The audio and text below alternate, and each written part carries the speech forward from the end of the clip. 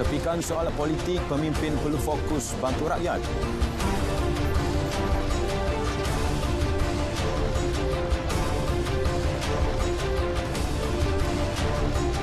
Dua cubaan sudut ketum di Kedah gagal.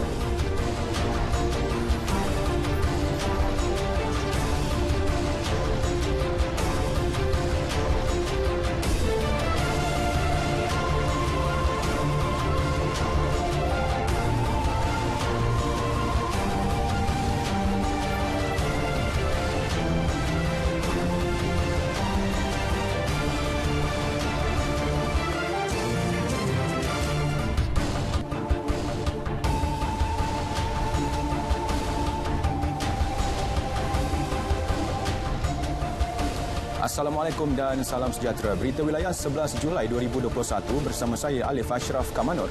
Kami membawakan berita dari wilayah utara, selatan, timur dan barat. Juga akan melintas langsung dari Sabah, Sarawak serta Selangor. Fokus hari ini pemberian vaksin di seluruh negara di pergian. Setia bersama Berita Wilayah.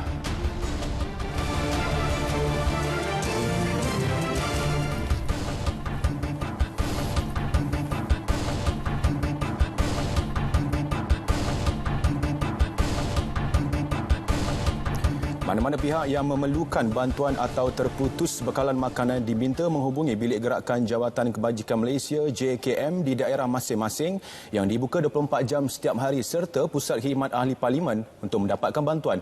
Jelas Timbalan Perdana Menteri Datuk Seri Ismail Sabri Yaakob, mereka juga boleh merujuk kepada Pusat Zakat Negeri masing-masing untuk mendapatkan bantuan. Dan juga saya difahamkan banyak masjid dan surau mempunyai gerobok rezeki yang juga menyediakan makanan. Jadi saya berharap supaya jika ada masalah terus ke tempat berkaitan, kita kalau boleh kita tak nak tengoklah isu yang berkaitan dengan tidak makan 1 hari, 2 hari dan sebagainya. Dalam pada itu, Datuk Seri Ismail Sabri turut menzahirkan ucapan terima kasih kepada rakyat dan pihak pertubuhan bukan kerajaan NGO yang bersama membantu kerajaan menyalur bantuan makanan dan barangan kepada mereka yang dalam kesusahan. Ujar beliau pihaknya akan berbincang dengan NGO untuk memudahkan pergerakan mereka, terutamanya di kawasan yang terlibat dengan Perintah Kawalan Pergerakan diperketatkan PKPD. Beliau berkata demikian selepas melawat kawasan PKPD di Projek Perumahan Rakyat PPR Kerinci. Dalam perkembangan berkaitan, Datuk Seri Ismail Sabri meminta agar soal politik diketepikan. Sebaliknya, utamakan fokus kepada usaha membantu rakyat yang sedang mengalami kesukaran akibat pandemik COVID-19. Jelasnya semua pihak perlu bersatu dan berganding bahu untuk memerangi pandemik yang sedang melanda negara ini. Jadi janganlah kita berpolitik dalam keadaan sekarang ini kerana rakyat sedang mengalami kesusahan dan mereka memerlukan fokus penuh bukan saja daripada kerajaan tapi juga daripada parti-parti politik supaya kita dapat membantu rakyat. Sekarang ini fokus kita mestilah membantu rakyat yang sedang kesusahan dan dalam masa yang sama strategi untuk menentang COVID ini perlu juga disokong oleh semua rakyat. Beliau berkata demikian selepas melawat Projek Perumahan Rakyat PPR Kerinci yang dikenakan Perintah Kawalan Pergerakan diperketatkan PKPD di sini hari ini. Majlis Cerapa Rasmi Hilal Zulhijjah 1442 Hijrah Anjuran Pejabat Mufti Wilayah Persekutuan semalam berjalan lancar berpandukan prosedur operasi standard SOP yang ketat. Program bagi menetapkan tarikh Hari Raya Aidiladha itu dilaksana dengan penglibatan jumlah petugas yang terhad serta dalam tempoh waktu singkat. Cerapan anak bulan tersebut dibuat di Pusat Konvensyen Antarabangsa Putrajaya, salah satu daripada 28 lokasi cerapan rasmi yang dijalankan serentak di seluruh negara. Dengan SOP yang ketat, kalau biasanya lebih kurang 2-30 orang yang akan terlibat, tidak sampai 10 orang dan di kalangan jawatankuasa hanya 3 orang sahaja yang terlibat. Menurutnya, faktor cuaca yang tidak menentu berserta awan tebal dan kabus di ufuk telah mempengaruhi faktor kenampakan hilal. Bagaimanapun, selain kaedah meruqyah atau mencerap anak bulan, penentuan tarikh Hari Raya Aidiladha turut menggunakan pakai gabungan dengan kaedah pengiraan atau hisab seperti dipersetujui Majlis Raja-Raja. Baik, beralih ke perkembangan COVID-19. Untuk hari ketiga berturut-turut, Malaysia mencatat lebih 9,000 kes jangkitan baharu, menjadikan angka keseluruhan kepada 836,296 kes. Dalam tempoh 24 jam sehingga 12 tengah hari tadi, 9,305 kes dilaporkan. Jumlah kes di Selangor, Kuala Lumpur dan Negeri Sembilan adalah 2/3 daripada keseluruhan pertambahan kes hari ini. Berikut statistik harian COVID-19 dalam negara diikuti jumlah kes mengikut negeri.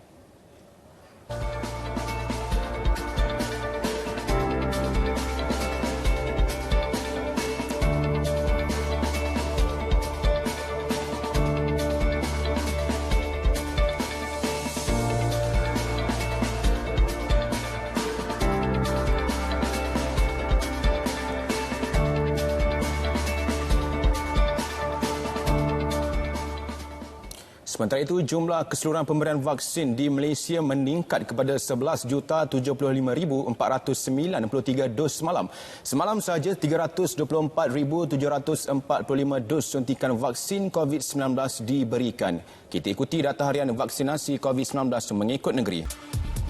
Baik saudara, berita wilayah peka dan berwibawa akan diteruskan dengan perkembangan setempat sekitar wilayah timur selepas ini. Terus bersama kami.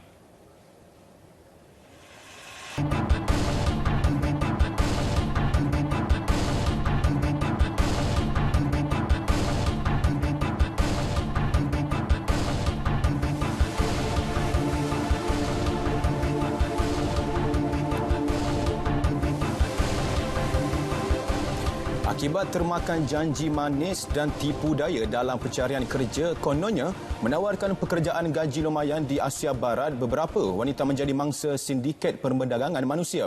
Jadi kita bersama Rita Aloysius Malik di Kota Kinabalu untuk perinciannya. Rita, dilaporkan Jabatan Imigresen Malaysia telah bertindak pantas menyelamatkan wanita-wanita berkenaan.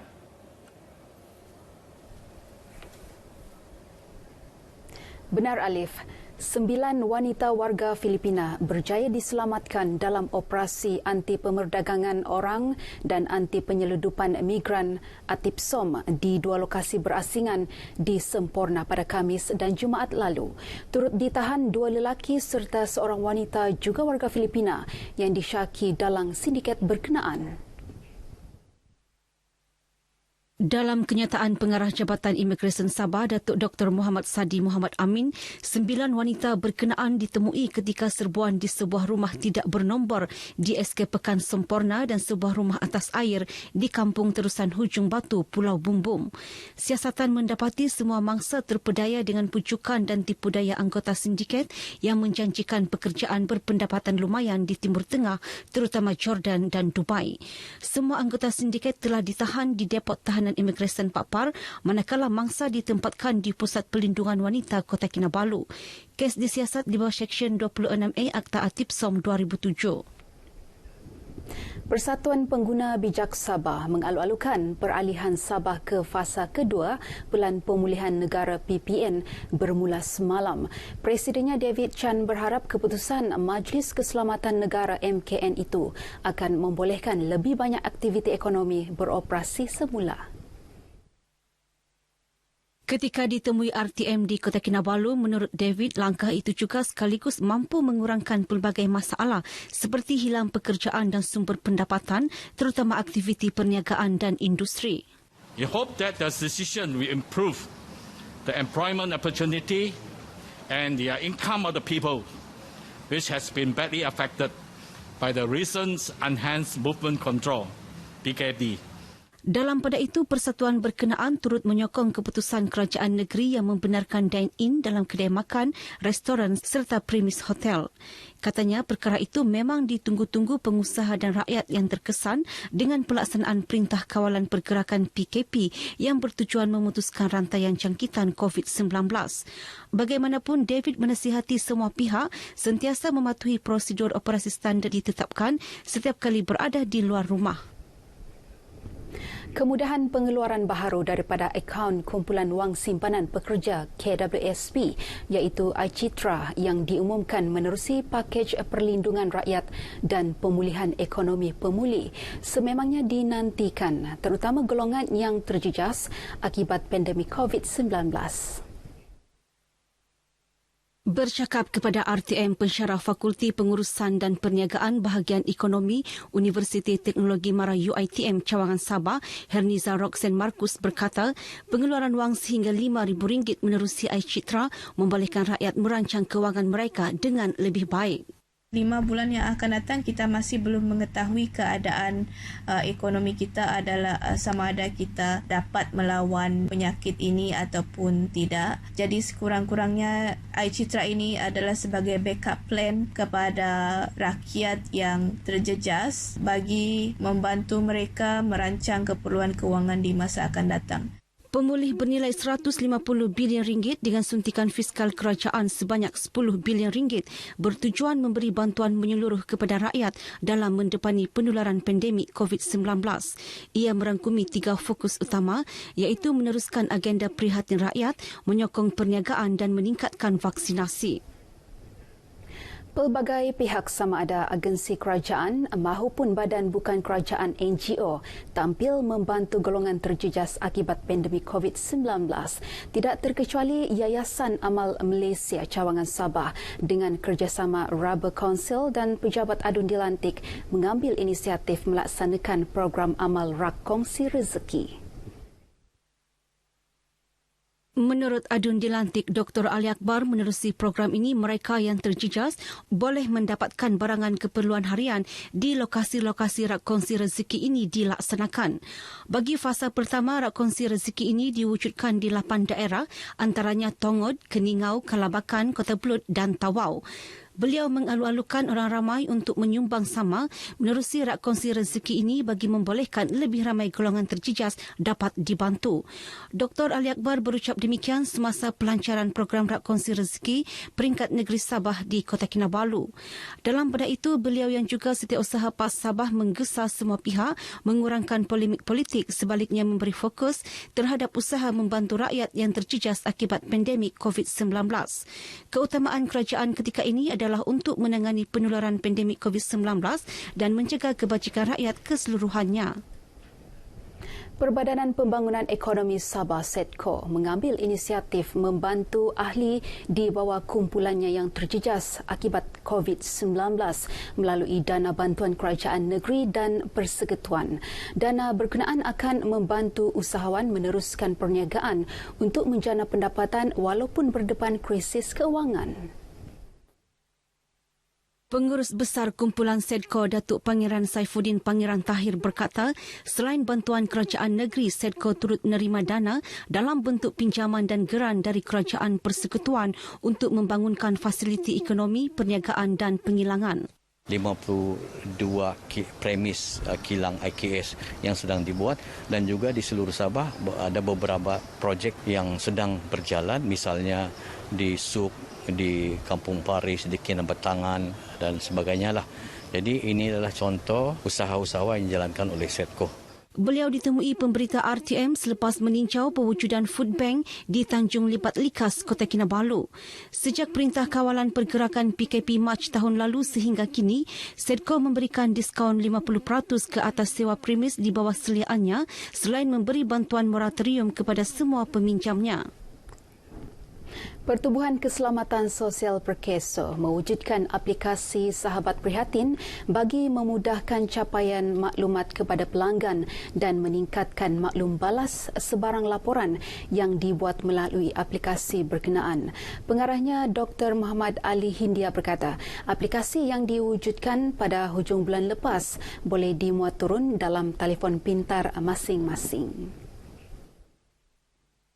Jelas Dr. Muhammad Ali, masyarakat kini boleh membuat sebarang laporan seperti kemalangan dan kematian menerusi aplikasi berkenaan dengan lebih mudah dan pantas. Selain itu, pelanggan Perkeso juga boleh membuat semakan mengenai kelayakan di bawah skim perlindungan Perkeso dan pelbagai maklumat berkaitan. Apps ini untuk memudahkan lagi capaian maklumat dan juga memberi ruang untuk kita mengetahui dengan lebih cepat dari segi kelayakan pelaporan kemalangan dan sebagainya. Beliau ditemui pemberita RTM dalam temu bual eksklusif di Kota Kinabalu. Setakat ini, Perkeso Sabah giat memperluaskan sinergi bersama para pemimpin untuk memastikan mereka mendapat maklumat bagi membantu rakyat di kawasan masing-masing. Baik, sekian paparan dari negeri di bawah Bayu. Terus patuh SOP, amalkan kawalan kendiri. Kita kembali ke Angkasa Puri bersama Alif. Silakan. Terima kasih Rita. Baik, orang ramai diingatkan agar tidak mengadakan sebarang aktiviti berkumpul untuk menonton perlawanan akhir Euro 2020 yang dijadualkan berlangsung awal pagi esok. Apatah lagi Sabah kini berada dalam fasa kedua Pelan Pemulihan Negara dan masih tertakluk dengan pematuhan SOP yang tidak membenarkan aktiviti berkumpul. Ketika dihubungi Pesuruhjaya Polis Sabah Datuk Hazani Ghazali memberitahu pihak polis akan memantau secara maya maupun fizikal terhadap mana-mana pihak yang didapati menganjur dan mengadakan pertaruhan. Datuk Hazani juga menyaran dan menggalakkan agar peminat bola sepak di negeri ini menonton perlawanan tersebut di rumah masing-masing bersama keluarga. Beliau turut mengingatkan orang ramai agar mengelakkan sebarang pergaduhan daripada berlaku.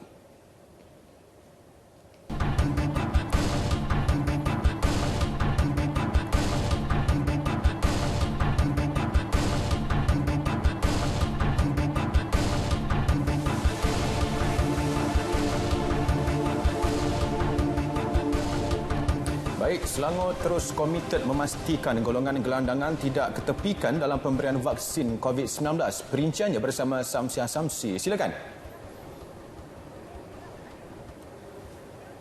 Benar Alif, kira-kira 500 gelandangan disasarkan berdaftar dalam program imunisasi COVID-19 kebangsaan PICK di daerah Kelang. Menurut Pengerusi Pertubuhan Badan Bukan Kerajaan NGO Selangor, Datuk Nazila Idris, itu sebagai kesediaan pihaknya membantu kerajaan memudahkan pendaftaran vaksin COVID-19 bagi golongan gelandangan. Jelasnya, majoriti gelandangan yang beliau temui tidak tahu mengenai vaksin maupun program PICK. Oleh itu, gabungan NGO Selangor menawarkan diri untuk menjadi organizer sukarelawan untuk membantu pihak KKM memberi vaksin kepada gelandangan khususnya di Kelang dan juga di seluruh Selangor. Dan kami ada tim yang besar, sanggup untuk membantu kerajaan. Sebab NGO memang third force untuk membantu kerajaan, khususnya membantu asnaf golongan gelandangan. Beliau berkata demikian pada program NGO, UMNO dan MIC menyantuni golongan gelandangan di Kelang. Hadir sama Ketua MIC bahagian Kota Raja Shankar Raj Ahenga, Pengerusi NGO Selangor Datuk Nazila Idris, Pengerusi 99 Kebajikan Insan Selangor Kesan Muhammad Ali Zakaria.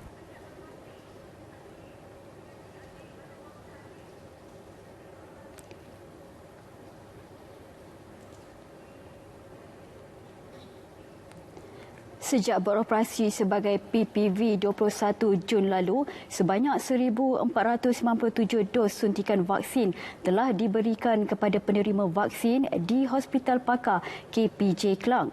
Ketua Pegawai Eksekutifnya, Nur Aidil Ikram Muhammad berkata, pihaknya kini dalam perancangan untuk menambah jumlah suntikan vaksin kepada 200 dos suntikan sehari berbanding 100 dos sehari ketika ini berikutan sambutan yang menggalakkan. Matlamat kami ialah untuk menyahut seruan kerajaan untuk mencapai status herd immunity.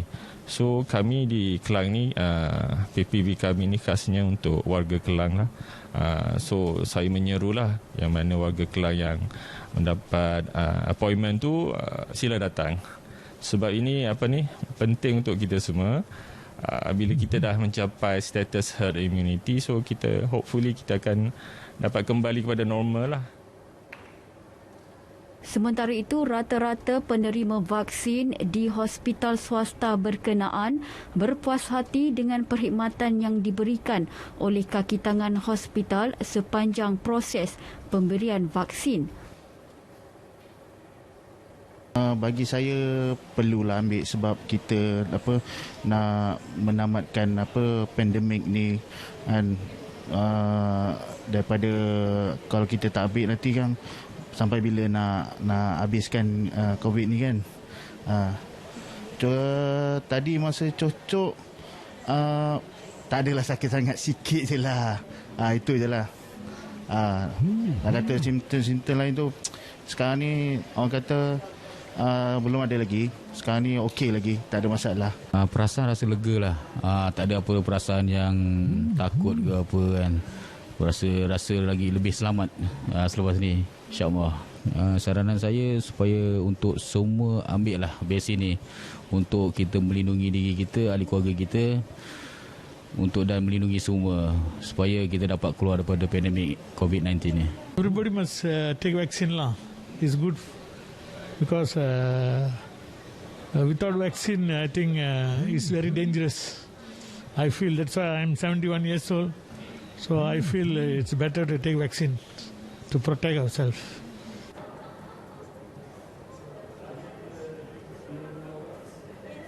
Majlis Bandaraya Shah Alam MBSA terus komited menggerakkan usaha murni membantu golongan terjejas akibat pandemik COVID-19 semasa Perintah Kawalan Pergerakan diperketatkan PKPD. Sehubungan itu, sebanyak 2,700 bakul prihatin MBSA Rezeki Kasih mengandungi barangan keperluan asas diagihkan kepada golongan memerlukan. Timbalan Datuk Bandar Shah Alam Muhammad Rashidi Ruslan berkata, sumbangan ini diberikan kepada kumpulan sasar di dalam kawasan MBSA iaitu operator dan pekerja taska, pekerja-pekerja hotel, anggota rela, kru produksi seni kreatif serta guru sekolah agama persendirian dan swasta. Sumbangan turut diberikan kepada wartawan sambilan dan juru gambar. Kita di peringkat MBSA mensasarkan penghantaran atau pengedaran sebanyak 10,000 bakul makanan ke keseluruhan kawasan pentadbiran MBSA, di mana mereka-mereka yang terkesan yang kita memperoleh data dan juga ada yang memohon dan juga kita mendapat respon daripada penduduk pada mereka yang terkesan. Alhamdulillah, dengan bakul prihatin Rezeki Kasih yang juga melalui peruntukan daripada MBSA dan juga sumbangan sebanyak RM130,000 daripada penduduk-penduduk MBSA yang telah membeli ataupun menyumbangkan melalui rangkaian-rangkaian pasaraya yang terpilih telah pun kita gunakan untuk mengedarkan bakul prihatin Rezeki Kasih MBSA. Sejak dilancarkan Februari lepas, sebanyak 4,703 bakul makanan telah diedarkan kepada golongan yang terkesan.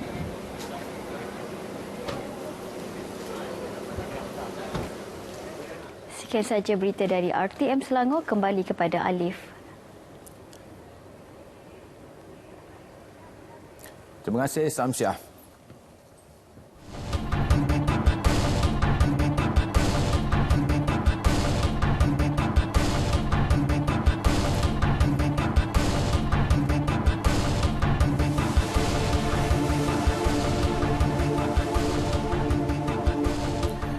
Cubaan menyeludup daun ketum di Kedah digagalkan. 9 Julai lalu, Agensi Penguatkuasaan Maritim Malaysia Zon Maritim Kuala Kedah mematahkan cubaan penyeludupan menyusup keluar sebanyak 1 tan daun ketum ke negara jiran melalui jalan laut.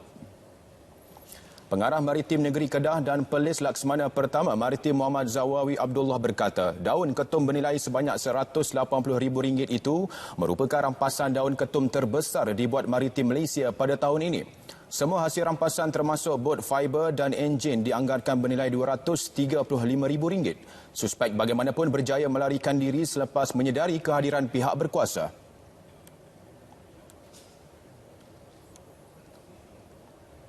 Dalam satu lagi operasi oleh pasukan polis dari Balai Sungai Tiang dan Pendang pada 7 Julai lalu, cubaan seorang lelaki untuk membawa daun ketum ke Lembah Kelang menggunakan trailer menemui jalan buntu. Pemandu lori berusia lingkungan 30 tahun ditahan bersama 2.1 tan daun ketum di Pendang. Ketua Polis Daerah Pendang DSP Aris Syam Hamizah mengesahkan ia merupakan rapasan daun ketum terbesar di daerah itu setakat ini.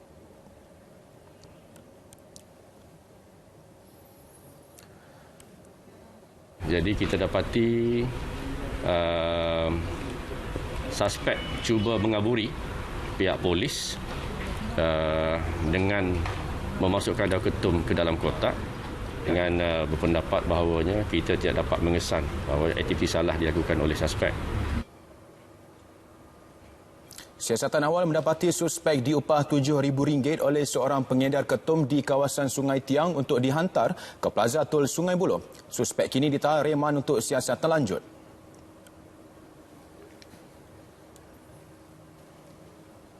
Upacara nikah dalam talian semasa PKP, PKPD dan fasa kedua Pelan Pemulihan Negara belum dilaksanakan di daerah Kota Star Kedah. Ia adalah isu khilaf di antara ulama'. Pegawai Agama Daerah Syekh Ahmad Faisal Omar berkata pihaknya lebih mengesyorkan acara nikah dilaksana secara wakalah iaitu kaedah mewakilkan seseorang yang dipercayai untuk melafazkan kabul atau akadnya.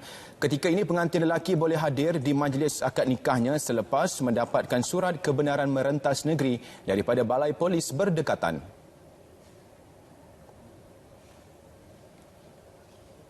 Bahawa nikah online ini adalah isu khilaf di antara ulama'. Sebagian ulama' mengatakan tidak sah sebab pihak-pihak yang berakad itu tidak berada dalam satu majlis.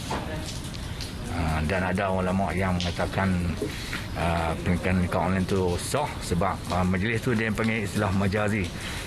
Nampak di skrin itu seolah-olah seperti berada dalam satu majlis.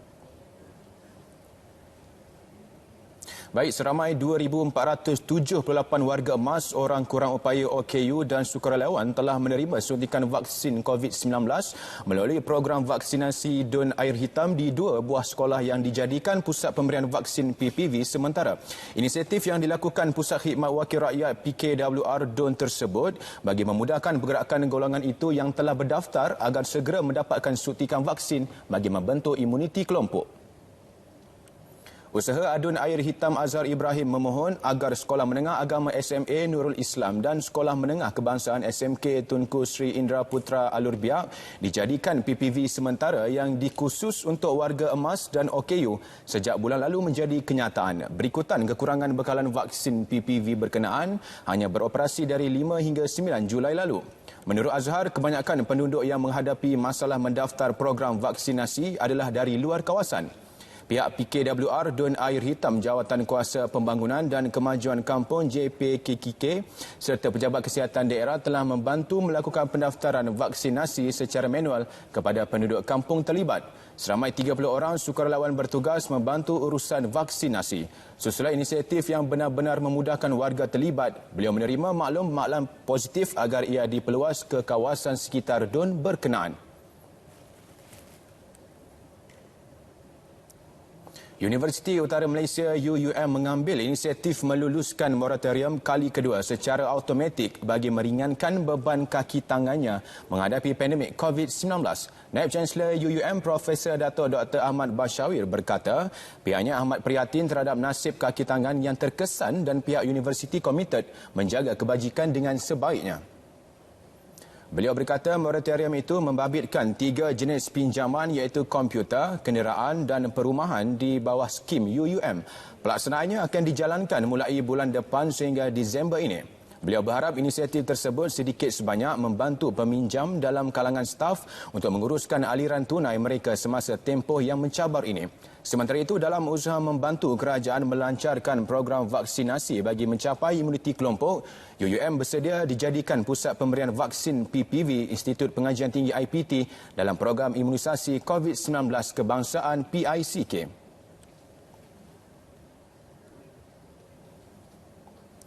Perak FC kini hampir bersedia sepenuhnya untuk memulakan misi memperbaiki kedudukan mereka dalam Liga Super apabila jadual pusingan kedua bersambung semula pada 24 Julai ini. Selepas berehat panjang, skuad kenalian Chong Yi Fat itu turun dalam aksi kompetitif pertama dengan mencatatkan kemenangan 3-2 ke atas PDRM FC pada aksi persahabatan di Stadium Perak Ipoh malam tadi. Pada aksi persahabatan tertutup itu, Perak FC berjaya menghasilkan gol menerusi penyerang import Nana Poko pada minit ke-13, Kareka pada minit ke-49 dan Gizlon Guzan pada minit ke-90. Manakala PDRM pula memberi tentangan kepada mereka menerusi 2 gol daripada Alvaro Cuela pada minit ke-31 dan Azri Reza pada minit ke-80. Kemenangan itu pastinya melegakan Hifat yang sebelum ini mengakui dalam misi meningkatkan kecergasan pemain The Boss Gaurus bagi menghadapi baki saingan Liga Super. Tambahnya, sejak kembali menjalani latihan 2 minggu lepas, kebanyakan pemain masih belum cergas sepenuhnya setelah hampir 2 bulan berehat. Justru aspek kecergasan perlu diberi perhatian kerana ia mampu menjadi penentu kepada kelangsungan pasukannya dalam saingan utama Liga Malaysia itu musim depan. Perak FC ketika ini menghuni tangga ke-10 daripada 12 pasukan Liga Super selepas mengutip 12 mata daripada 13 perlawanan.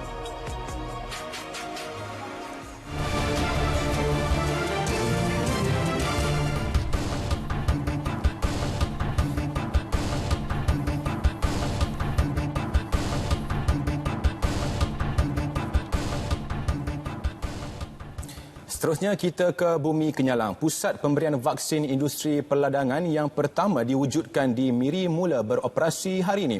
Norsila, apa perkembangan situasi semasa di PPV berkenaan?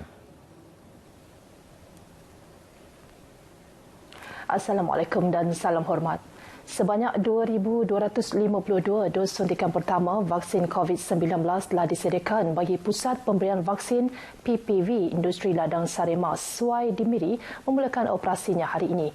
Melalui Jawatankuasa Pengurusan Bencana Bahagian Miri, pihak pengurusan ladang kelapa sawit berkenaan telah mengemukakan permohonan untuk membuka PPV Industri Peladangan khusus kepada kaki tangan, pekerja kilang dan ahli keluarga mereka. Menurut Ahli Dewan Undangan Negeri Samalaju, Majang Renggi, PPV Industri Peladangan yang pertama beroperasi di bahagian Miri. Maka itu adalah amat penting sekali untuk kita vaksinkan semua pekerja-pekerja, termasuk juga ahli keluarga mereka yang duduk di ladang-ladang yang berdekatan, khususnya yang di bawah naungan Serimas. Termasuk juga seperti saya telah dipahamkan oleh tuan pengurus tadi, termasuk juga mereka yang datang dari ladang Subumas di kawasan Semelaju di sebelah Bentulu sana. Jelas beliau, kawasan ladang Saremas yang jauh dari bandar perlu diadakan PPV statik bagi mengurangkan kos pengangkutan dan pergerakan keluar masuk pekerja dan ahli keluarga. Sementara Pengurus Besar Ladang Saremas Asri Mahmud menghargai atas inisiatif mewujudkan PPV Industri Peladangan di tempat mereka. Kami amat bersyukur sebab untuk pengetahuan selama kita dilanda dengan pandemik ini, pekerja kita telah hadkan pergerakan mereka dan selama setahun lebih mereka cuma berada di ladang kerana kita khawatir dengan jangkitan dan harapan dengan vaksinasi ini kita boleh perlahan-lahan hidup seperti biasa lagi. Tambah beliau lagi, kebanyakan pekerja kontrak ladang tersebut merupakan warga Indonesia, manakala sebahagian besar pekerja tempatan telah menerima suntikan vaksin COVID-19. Antara faktor kejayaan jumlah vaksinasi harian di bahagian Sibu adalah melalui sokongan memberansangkan daripada pelbagai pihak termasuk hospital swasta, pemimpin akar umbi dan badan bukan kerajaan yang turut bersama menubuhkan pusat pemberian vaksin di beberapa lokasi di Sibu. Terbaru, Hospital KPJ Sibu dengan kerjasama Parti Rakyat Bersatu Sarawak, Cawangan Dudung menubuhkan sebuah lagi PPV bergerak di Hotel Medan Sibu bagi proses pemvaksinan 1,000 penduduk di sekitar kawasan berkenaan. Penyelaras PPV tersebut yang juga pengerusi Majlis Perubatan Malaysia Cawangan Sibu, Dr. Wong Chia Wei berkata perancangan asal pihaknya adalah melaksanakan program vaksinasi selama 2 hari dengan sasaran 2,000 dos vaksin. Namun disebabkan kekangan logistik ketibaan vaksin ke Sibu, tempoh pemberian vaksin disingkatkan kepada sehari sahaja. Katanya sepanjang 3 hari proses pendaftaran dibuka, pihaknya telah mengumpul lebih 4,000 nama penduduk. But unfortunately, because of unforeseen circumstances for the vaccine, we have to cut short. But I urge those people who submitted their name but were not able to be vaccinated today to not to worry and do not panic. We will make arrangement and will contact them. Dr. Wong ditemui pemberita semasa bertugas di PPV Hotel Medan Sibu mengenai penurunan kes di Bandar Sibu semenjak minggu lepas. Beliau menyatakan perkara sama telah terbukti di banyak negara lain iaitu program vaksinasi membantu menurunkan kadar kes jangkitan. Baik, seterusnya kita ikuti laporan prestasi vaksinasi Sarawak setakat 10 Julai.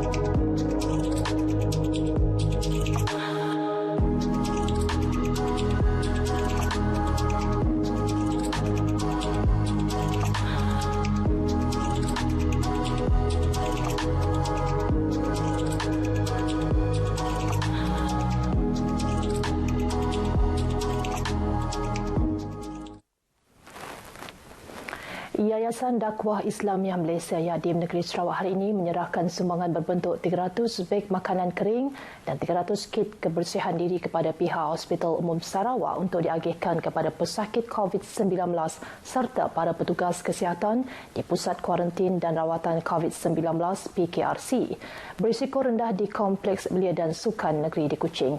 Menurut Pengarah Yadim Sarawak Awang Dul Hadi Awang Mat, sumbangan ini merupakan inisiatif Yadim di bawah program Musaadah 3.0 yang bertujuan menampung keperluan pihak hospital serta para pesakit COVID-19 yang dikuarantin. Awang Dul Hadi Awang Mat berkata usaha ini merupakan kesinambungan kepada program Musaadah COVID-19 yang pertama pada tahun lepas melibatkan penyerahan sumbangan berbentuk 50 karton air minuman kepada pihak hospital. Selain itu, pihak Yadim turut memberi sumbangan kepada beberapa pusat pemberian vaksin dan PKRC sepanjang bulan Jun lalu. Manakala satu talian bantuan khas iaitu 013-29-20-214 turut dibuka khusus kepada masyarakat yang memerlukan bantuan. Talian ini dikendalikan oleh Yadim Ibu Putrajaya dan sesiapa sahaja yang terkesan dengan COVID ini dan memerlukan bantuan, silalah berhubung kepada talian ini untuk kita berikan sumbangan. InsyaAllah kita akan sampaikan terus ke pintu rumah, insyaAllah, kepada mereka yang terjejas. Ya, kita tidak memilih sama ada yang beragama Islam ataupun beragama lain.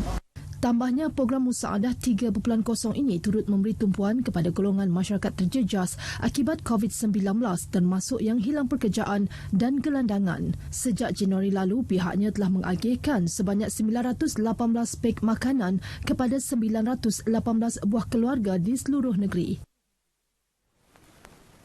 Agrobank akan memulakan perkhidmatan bank bergerak mulai esok. Agrobank wilayah Sarawak menerusi satu kenyataan media memaklumkan operasi perkhidmatan sepanjang tempoh fasa pertama ini akan meliputi kawasan Padawan hingga Terbeduk. Ia akan beroperasi selama 5 hari di pekarangan pejabat daerah kecil Padawan, Jalan Jambu, Bayur, Siburan pukul 10 pagi hingga 3 petang. Antara perkhidmatan yang akan ditawarkan adalah perkhidmatan mesin pengeluaran wang automatik, kaunter pembukaan akaun dan debit card serta promosi produk takaful Kasih Plus. Agrobank merupakan antara bank yang mengambil bahagian dalam inisiatif perkhidmatan bank bergerak ke kawasan luar bandar di negeri ini. Ia merupakan kerjasama Sarawak dan Bank Negara Malaysia bagi memudahkan urusan perbankan penduduk. Sekian berita dari Sarawak. Kita kembali bersama rakan penyampai di Angkasa Puri. Silakan. Terima kasih Nur Sila. Baik, sebelum ke perkembangan berita seterusnya, kita ikuti dahulu ramalan cuaca semasa.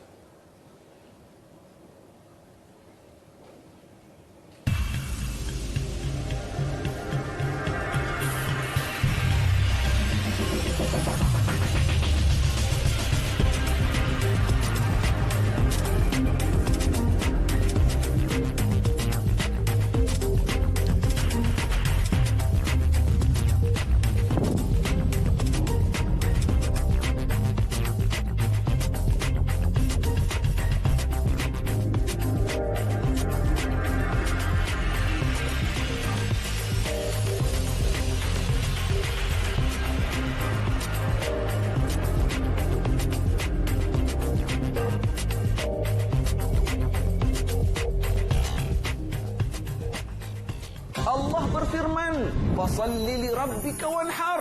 Maka tunaikanlah salat dan sembelih haiwan kurbanmu. Rebutlah peluang ini. Ayo laksanakan ibadat kurban bersama Yayasan Ikhlas sebagai tanda syukur terhadap nikmat kesenangan yang telah Allah berikan.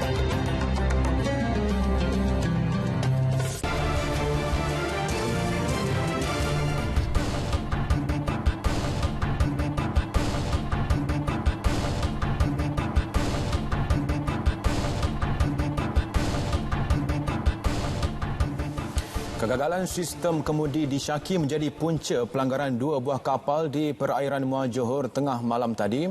Kapal MV Galapagos yang dipercayai mengalami kegagalan sistem kemudi telah bergerak ke kanan menghalang laluan kapal MV Zephyr Lumos yang sedang memintas MV Galapagos.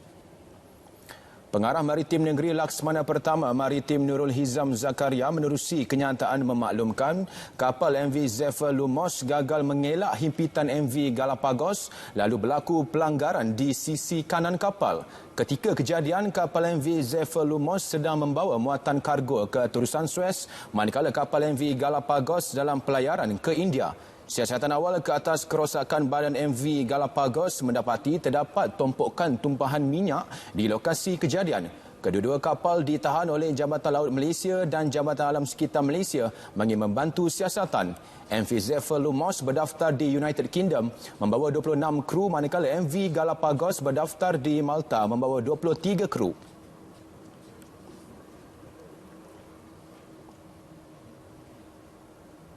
Lebih 100,000 atau 80% pemandu pengangkutan awam termasuk perkhidmatan e-hailing di Lembah Kelang dijangka selesai menerima vaksin penghujung bulan depan. Menteri Pengangkutan Datuk Dr. Sri Wikasyong berkata ia akan membantu mempercepat proses imunisasi kelompok selain membolehkan mereka terus berkhidmat dalam sektor pengangkutan awam. Beliau turut berpuas hati dengan peningkatan kadar vaksin kepada kelompok berkenaan yang dibuat secara besar-besaran ketika ini.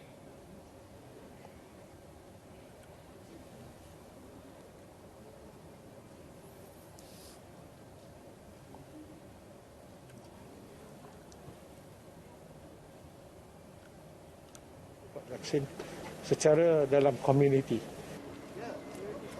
Beliau berkata demikian selepas menyampaikan bakul makanan kepada keluarga terjejas di Air Hitam Batu Pahat Johor. Sehingga kini lebih 30,000 individu telah dibantu dengan 37 gerobok rezeki disediakan di kawasan terlibat. Membantu meringankan beban saya. Saya pun tak bekerja, macam mana saya nak beli kalau duit tak ada. Saya minta inilah belas kasihan orang yang ngasih saya lah. Tepatlah pada masanya bantuan yang diulurkan oleh kerajaan ni kerana dalam keadaan sekarang ni dengan suasana pandemik yang mana kebanyakan rakyat-rakyat yang bekerja terpaksa diberhentikan ataupun dicutikan daripada bekerja dan secara tak langsung pendapatan diorang akan terjejas. Kilang yang mencatat kes positif COVID-19 di Melaka perlu ditutup sepenuhnya sehingga proses saringan menyeluruh dijalankan selesai. Esko Kerajaan Negeri Datuk Ismail Osman berkata ketika ini penutupan tidak secara menyeluruh dan hanya seksyen yang terjejas diarahkan tutup. Beliau akan membawa cadangan berkenaan dalam mesyuarat jawatan kuasa khas COVID-19 Melaka akan datang. Ia sekaligus dapat mengelak berulangnya kluster yang sama sejak pandemik COVID-19 melanda negara. Jadi berlakunya malam, result semalam 800 lebih itu saya rasa kita kat Melaka perlu buat drastic action. Mana kilang-kilang yang telah pun berlaku 3 kali tindakan dan sebagainya, saya rasa tak usahlah kita tutup section by section. Seluruh kilang itu perlu diberhentikan operasi dia dan tindakan selanjutnya untuk membuat swab test kepada semua pekerja-pekerja ini dan juga mengkarantinkan pekerja-pekerja yang aktif dan sebagainya supaya kita dapat, orang kata, perkara ini tidak berulang dan terus berulang kali. Jadi kita tak dapat pengakhiran kepada masalah-masalah COVID ini. Beliau berkata demikian ketika ditemui di Kuala Linggi, Masjid Tanah. Dalam pada itu, Datuk Ismail berkata majikan dilarang membawa pekerja asing daripada luar memasuki negeri itu. Ia bagi mengelak kes jangkitan COVID-19 dari luar sehingga menyumbang kepada peningkatan kes positif di Melaka. Dalam perkembangan lain, beliau berkata proses saringan COVID-19 ke atas hampir 52,000 pekerja asing di negeri itu akan dipercepat melalui program saringan prihatin PSP per keso. Yakin bahawa vaksin ini cukup selamat dan berkesan. Kita dapat memutuskan lindung diri. Lindung semua. Kita mesti menang. Lindung diri. Lindung semua. Kita mesti menang. Lindung diri. Lindung semua. Kita mesti menang. Lindung diri. Lindung semua. Kita mesti menang. Lindung diri. Lindung semua. Kita mesti menang. Lindung diri. Lindung semua. Kita mesti menang. Lindung diri. Lindung semua. Kita mesti menang. Lindung diri. Lindung semua. Kita mesti menang. Lindung diri. Lindung semua. Kita mesti menang. Cegah penyakit COVID-19 ini. Lindungi diri, lindungi semua. Ini adalah usaha kita bersama. Kita mesti menang. Moga Tuhan berkati kita.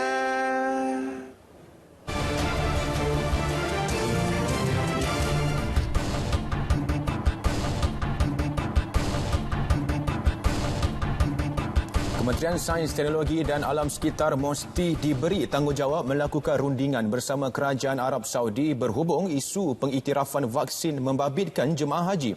Timbalan Menteri di Jabatan Perdana Menteri Hal Ehwal Agama Datuk Ahmad Marzuq Syari percaya isu berkenaan dapat diselesaikan dalam tempoh terdekat. Menteri Mufti sebelum ini pun dah buat kenyataan bahawa dia akan berunding dengan pihak Kerajaan Saudi untuk menyelesaikan sedikit isu yang berbangkit. Jadi insya-Allah dalam masa terdekat ini untuk Kerajaan Saudi menerima semua vaksin yang diiktiraf oleh WHO. Sebab kita di Malaysia ni kita suntik vaksin itu semua diiktiraf oleh WHO. Media sebelum ini melaporkan kesepakatan perlu ada dalam menentukan dasar imigresen susulan kepelbagaian penggunaan vaksin COVID-19 di seluruh dunia. Pekerja sektor peruncitan melalui program vaksinasi industri peruncitan REVAC akan menerima suntikan vaksin bermula 26 Julai ini. Dijangka ia bakal melibatkan 186,000 pekerja membabitkan barisan hadapan ekonomi antaranya kru restoran, pekerja stesen minyak, pengurusan kompleks beli belah dan pekerja rantaian pengedaran yang berdaftar. Timbalan Menteri Kementerian Perdagangan Dalam Negeri dan Hal Ehwal Pengguna Datuk Rasul Wahid berkata, setakat ini 1,400 syarikat telah mendaftar bagi membolehkan pekerja mereka divaksinkan. Ini untuk seluruh negara. Okey, tapi yang buat dekat Mid Valley tu? Mid Valley Magelang. Kemudian kita akan buat lagi di tempat-tempat lain yang kita rasakan sesuai. Dan kita memohon kepada mereka ataupun player-player yang ingin menjadikan mereka pusat suntikan vaksin untuk ini, mereka boleh mohon kepada kita disertakan dengan pelan, kemudian kru dan petugas-petugas untuk kita pertimbangkan dan kita yakin jika cukup syarat kita akan luluskan. Beliau ditemui pemberita di Hulu Terengganu. Hampir 40 jenis produk makanan dan barangan keperluan asas disediakan untuk golongan yang memerlukan di Pejabat Pusat Khidmat Masyarakat PKM Dewan Undangan Negeri Dun Wakaf Mempelam, Kuala Terengganu. Jelas Adun Wakaf Mempelam Wan Sukairi Wan Abdullah ketika ini pihaknya menghadkan 5 jenis barangan sahaja dibawa pulang untuk seorang penerima bergantung kepada situasi keadaan serta keperluan mereka yang akan direkodkan sebagai sumber maklumat serta rujukan susulan pihaknya. Sebabnya kerana kita nak juga kadang-kadang kita nak tengok dengan rekod kita kenapa orang ni contohnya kerek mari tak. Apa orang ni kerek mari ni? Siapa dia? Adakah dia ni pernah mendapat bantuan daripada mana-mana? Kalau sekiranya mereka tertinggal maka kita akan uruskan supaya mereka dapat bantuan yang sepatutnya. Begitu. Jadi maklumat ni penting. Menurutnya, sebahagian besar barangan tersebut merupakan hasil sumbangan beberapa syarikat tempatan, NGO serta individu. Wan Sukairi turut meminta 35 jawatan kuasa pembangunan dan keselamatan kampung JPKK di kawasannya untuk membuka dan menyediakan inisiatif berkenaan di kampung masing-masing. Dah petang memang dia dah pasal kita gaji hari. Ada kerja hari memang tak ada petang. Dan hari ni baru kerja. Ini alhamdulillah memang bagus tu untuk kalau untuk orang awak tak ada tengah-tengah Covid ni. Maknanya Banyak waktu lah. Pada pandangan saya, dengan food bank ni ia dapat memudahkan, meringankan beban rakyat dengan bantuan makanan, meringankan beban lah.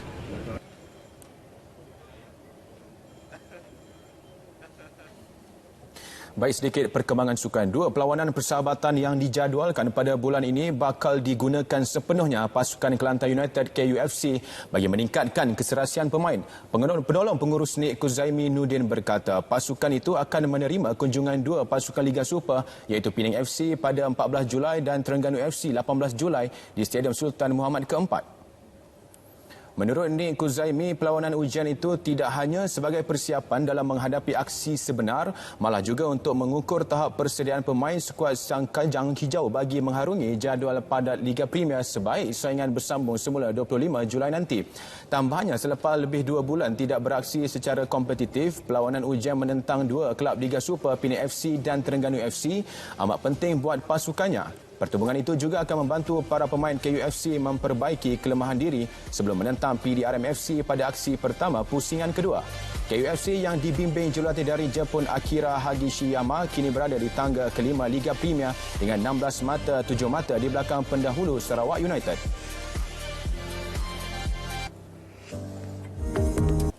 Orang ramai disaran supaya lebih peka terhadap orang di sekeliling yang mempunyai krisis mental dan memerlukan perhatian. Pakar Psikiatri Jabatan dan Kesihatan Mental Hospital Selayang, Dr. Muhammad Hazrin Abdul Rashid berkata, dalam situasi negara dilanda pandemik COVID-19 ketika ini, skala krisis mental boleh berlaku kepada sesiapa saja. Orang ramai ujarnya boleh memberikan bantuan kecemasan mental dengan sistem komunikasi tanpa bantuan sebagai maklum balas awal.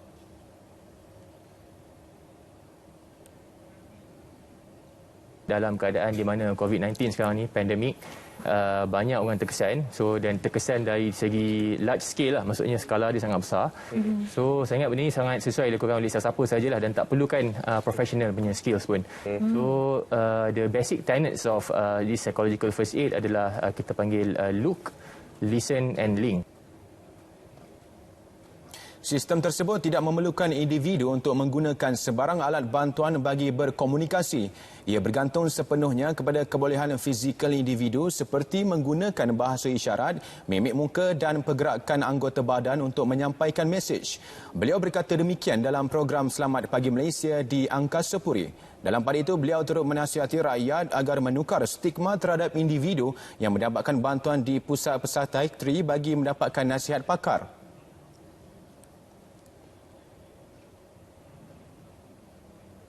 Kebajikan rakyat serta usaha memerangi pandemik COVID-19 sentiasa menjadi keutamaan kerajaan meskipun berhadapan pelbagai cabaran. Menteri Pertanian dan Industri Makanan Datuk Seri Dr. Ronald Kiandi berkata, buktinya 8 program bantuan dan pakej rangsangan ekonomi dengan nilai keseluruhan berjumlah RM530 bilion serta suntikan fizikal RM81.8 bilion telah dilaksanakan.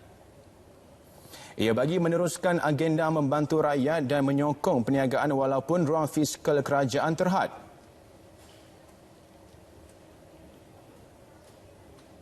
Ya, melalui pelbagai program, sekarang ini kerajaan dalam pengumuman yang terkini melalui pemulih, setiap wakil rakyat dibagi peruntukan khas untuk membantu rakyat secara terus melalui pejabat-pejabat wakil rakyat. Semada mereka itu penyokong kerajaan, wakil rakyat kerajaan ataupun wakil rakyat pembangkang. Ini merupakan pendekatan menyeluruh yang diambil oleh kerajaan untuk memastikan rakyat keseluruhannya dapat dibantu oleh setiap wakil rakyat dalam bentuk pemberian bakul makanan. Beliau berkata demikian selepas penyerahan kit tanaman lada bara dan hala organik kepada belia Beluran bersempena lawatan kerja di Pertubuhan Peladang kawasan PPK Beluran. Tambahnya, kerajaan turut memperkenan pelbagai bantuan bersasar bagi membantu pengusaha sektor agromakanan yang terkesan. Ini terutamanya mereka yang mengusahakan perusahaan kecil dan sederhana PKS untuk kembali pulih dan meneruskan kelangsungan perusahaan masing-masing.